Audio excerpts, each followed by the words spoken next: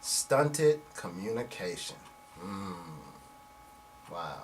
I mean, here we go again. In the beginning, you could talk on the phone for hours at a time.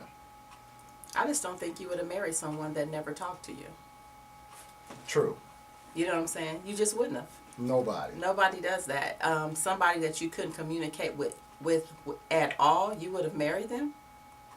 So we know it's possible that you can still do that. Something went wrong, in the relationship that caused that breach, between your communication.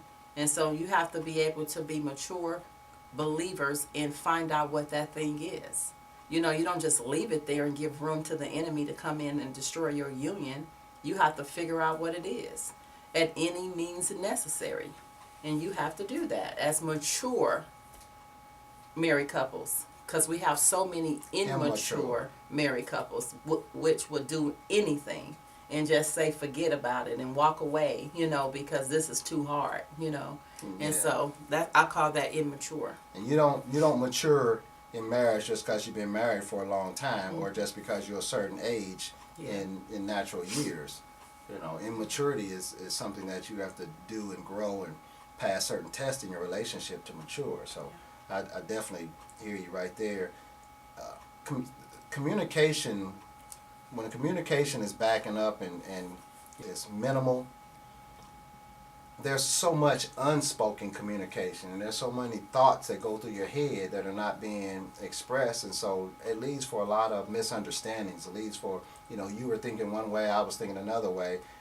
Only a lot of communication can get you on the same page. You can't be on the same page if you're not having great communication. It's no possible way. There's no possible way. So you have to, if you need to get Real Talk 000 101, a self-guided marriage counseling manual, it will help you get your communication back on course. You can get that at Amazon.com or on flourishingmarriages.com. Thank you for the shameless plug. Next, manners. We used to open doors, and this is in this was geared to the men. We used to open the doors for our wives, and we fretted as if it was raining. We'd drop them off at the door, and then we go find a parking space for ourselves. We go shovel the snow in the driveway to get them to their car, and start their car up early and get it running and wipe the snow off the windows. Just all kind of things that you can do. Please, they put your plate, cook your dinner, put it on the table. Oh, thank you. And just all kind of things. Oh, please, can you give me another glass of lemonade? Just all kind of manners that you would have. And then all of a sudden you look up later in your marriage and, your wife says, hey, babe, it's 23 degrees outside. And you say, yeah, it's pretty cold. Better bundle up. And what she really meant is that, hey, why don't you go out there and shovel that driveway like you used to when we first got together? Why don't you get my car started up and warmed up and wipe the snow off like you used to? That she wasn't just trying to give you a weather detail. She was asking you to be chivalrous, take care of her. It's 23 degrees outside. You like that? You like how I worked that in there? Yeah. Now that's not on us. That's a story we heard from another couple. I don't care what it is. If it's snow, sleet, sun, I'm going to take care of my baby. And only reason I would ever not pull her up to the front of somewhere to let her off is if she wants to walk for exercise purposes. That's the only reason. If she has on high heels or something like that, she know I'll pull her to the door and I'll go walk 2 blocks if I have to. That's true. I'll take care of my baby. And I am so grateful for that, honey. Oh, thank you, sweetie. All right, next. Oh, my goodness. Hygiene and other unpleasantness. Oh, wow. Woo! This applies both to the man and the woman. It is fine to have a slob day, some say. We all need to withdraw from the world sometimes. But it isn't okay to make it a regular habit. All of the hygiene habits we have to adhere to in society should also apply at home. Figure out where this area has become way too comfortable. And I used to tell my daughters, "Are you already in the bed?" And they say, yeah, Mom. And I said, did you already take a shower? Did you already take a bath? And I said, no, one day you're going to have, I was telling them this at a very young age. One day you're going to have a husband and you don't go to bed like that. And they didn't understand it, but now it's not an issue because I taught them this when they were very, very young. Not only did I teach my daughters that, I'm that way with my son. It's like, no, you don't go to bed like that. You take care of yourself. You may be single today, but one day you're going to have a mate.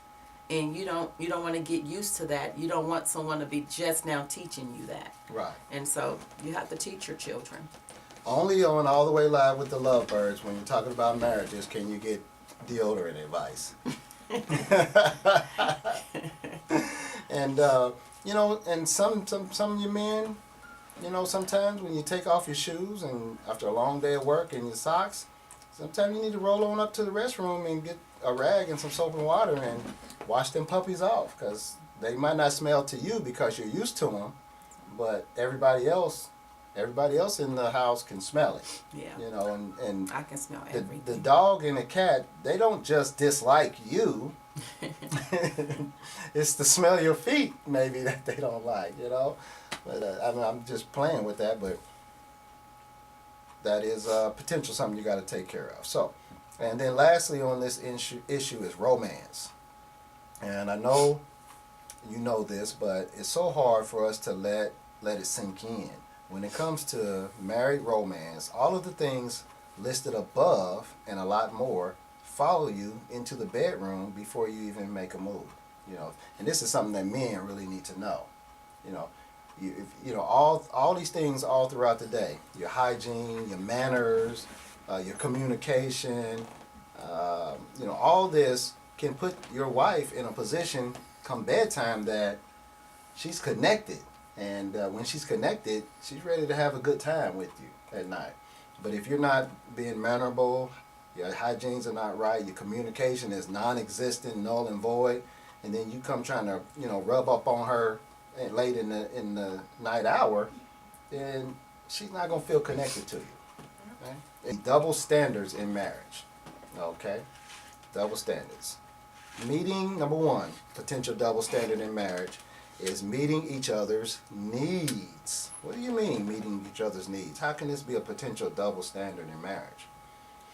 She expects all of her emotional needs met before having sex.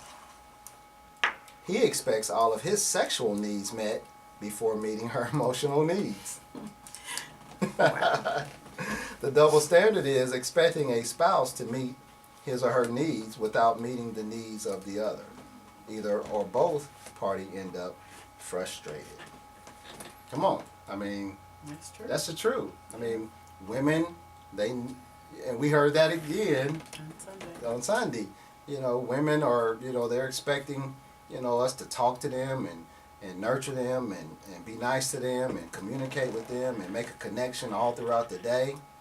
And men don't feel like being nurturers or connecting, you know, until they've had some, you know, I mean, it's just the way it is. It's just, and it's not, we're not excusing it.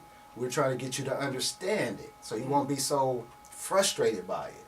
Yeah. If a woman can understand the requirement of a man and what makes him feel loved, and if he can understand what makes her feel loved, then we will have a common connection. You see what I'm saying? Because while she's over here saying, he ain't did this yet, he hasn't done this yet, and so what she doesn't understand on her end is he feels close and connected when he has fellowship with his wife. Fellowship, and when he's getting honor, filled honor, and Yes. respect. All of like those that. things. Yeah. And so you got two people, once again, immature, being selfish, sitting up here thinking about their own needs only. And so nobody's needs is being met because she said, I'm not doing it until he does it, and he's not doing it until she does it. So when do we meet here? You know what I'm saying? Somebody is going to have to be the person who do the word of God. And it's not about you, it's not your own body, it's not your own body. So somebody have to be able to be mature in this relationship and act like believers and do it the way that God would have them to do it.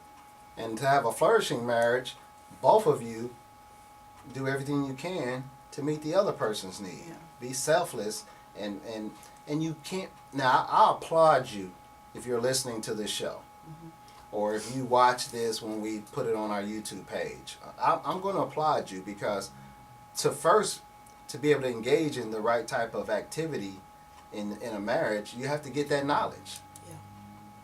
You can't do something that you don't know and that you don't hear. And so I applaud you if you're listening. If you're sharing this with somebody else, do that, because the more you can listen to it, the more it can sink in, and then you can experience a flourishing marriage where you both are going in the same direction. Yeah, because if you can go into prayer and come out and still don't want to please your spouse, then you never was in prayer. And so we can talk about marriage all day long, but we also have to apply the principles of God. You have to be like God, meaning practicing his principles in the things that he will have you to do concerning your spouse. You're not your own, and you can't be selfish in a relationship and expect to get good results out of it. And so you have to make the adjustments. Like I always say, one of my things that I will probably say until Jesus comes, most people don't have a marriage problem, they have a God problem. And if you will correct the God problem, then you will be able to respect and love your spouse correctly. I would agree with that. Next, her parents and his parents. Double standard. And we already know where the double standard could lie here. One spouse's parents receive more attention, have concessions made for them, or are always welcome. When the in-laws come around, the attitudes change. Extended family dynamics and a rigidity to change can cause significant marital stress. Let's talk about double standards potentially in the parents, or the in-laws or outlaws. Are they in-laws or are they outlaws? Yeah, I believe that in-laws can only do what is allowed by the couple that is married. So if the couple is not in agreement about how they're going to do their marriage, how they're going to do holidays, how they're going to do different things, then they would allow the influences to come in, and that cannot be a positive thing. It'll end up being a negative thing. So the two people that are married to one another need to come to an agreement on how they're going to deal with their in-laws and their parents. It has to be an agreement, because if not, it can tear your house up. I mean, really, because and it's tough if you don't really make the connection of oneness and unity from day one and into your marriage, or from wherever you're at. I mean, it's best if you make it from day one, but you need to really get into a one flesh marriage, because whatever my family does that's wrong, I see it from a slanted view, because I love them. I grew up with them. Yeah, they wrong, but they my people. Now, whatever your family do, that's just foolishness. That's just mess. You know what I'm saying? Yeah. Because you didn't grow up with them. They weren't your people. And so it takes us being together, and I have to know that we are one. You love me, and so when you see something, you say, I'm not comfortable with this. I have to say, yeah, I probably overlooked that just out of habit because I'm used to it, but since that bothers you, yeah, it bothers me too now. So we're not going to tolerate that. That won't take place in our home, And if we go somewhere, it's our choice to go, and it's our choice to leave when we want to leave. Yeah, but if you have a good spouse, a good wife, or a good husband, they will try to also protect the relationship that you have with your family. Oh, that's good. Do you see what I'm saying? Talk about that. That's Some good. people would tear it apart from a wife's standpoint because she's in competition with the mother-in-law and things like that. But if you have a good wife or a good husband that's wise and understand how important your family is to you, then they will do their part to make sure that family stay connected.